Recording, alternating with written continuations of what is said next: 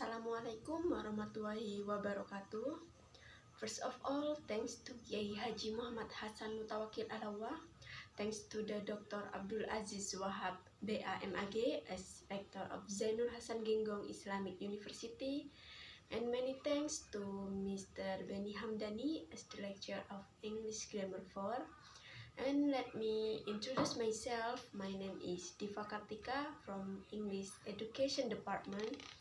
And here I will explain about passive voice to complete the assignment from Mr. Benny.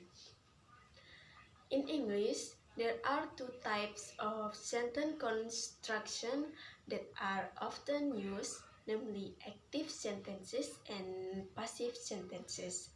Meanwhile, in this discussion, we will discuss about passive voice. Passive voice is a grammatical structure in which the object of the sentence becomes the subject and the subject becomes the object or is omitted altogether, and the verb is conjugated to reflect this change.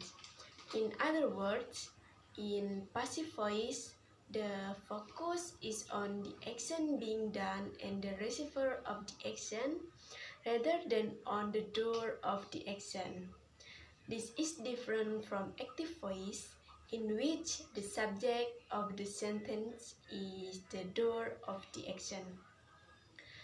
The basic formula for passive voice includes subject be in the form appropriate to the tense use, and verb 3 past participle from a verbs.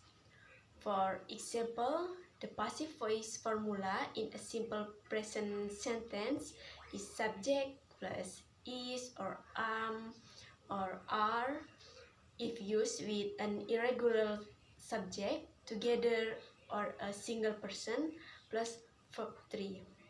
An example of a passive voice or passive sentence in English that use this formula is: the movie is watched by many people every day.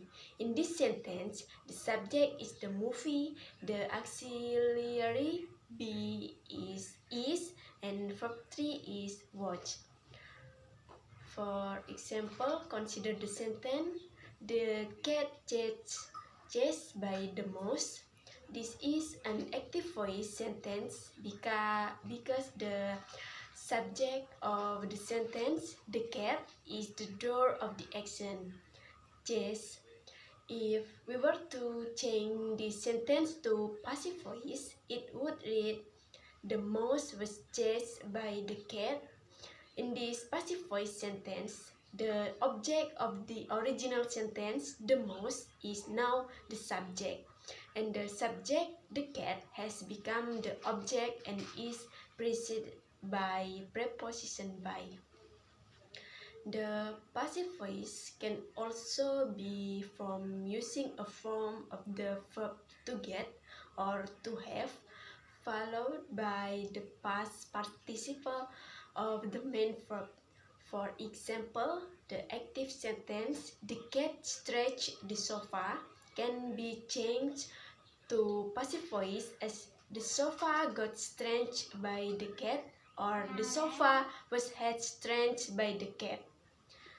It is important to note that passive voice can make writing less clear and engaging, as it can often result in more complicated sentence structures. Additionally, it can also make it difficult to determine who or what is responsible for the action.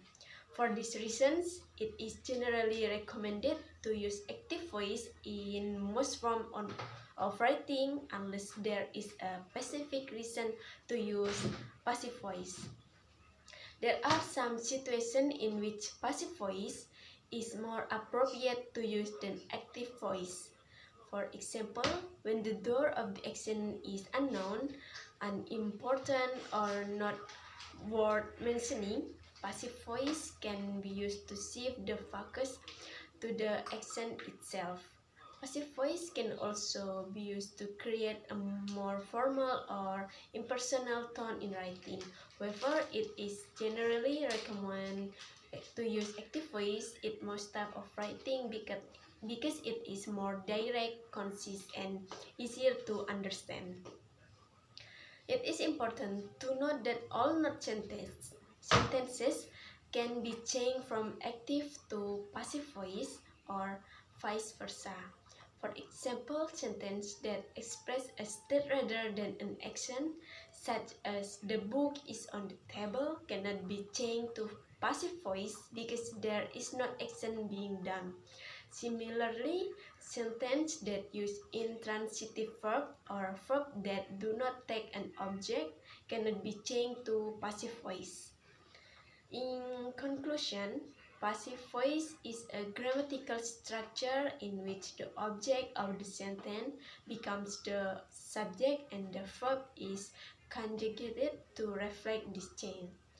While passive voice can be useful in certain situations, it is generally recommended to use active voice in most types of writing because it is more direct, concise, and easier to understand. I think enough from me. Wassalamualaikum warahmatullahi wabarakatuh.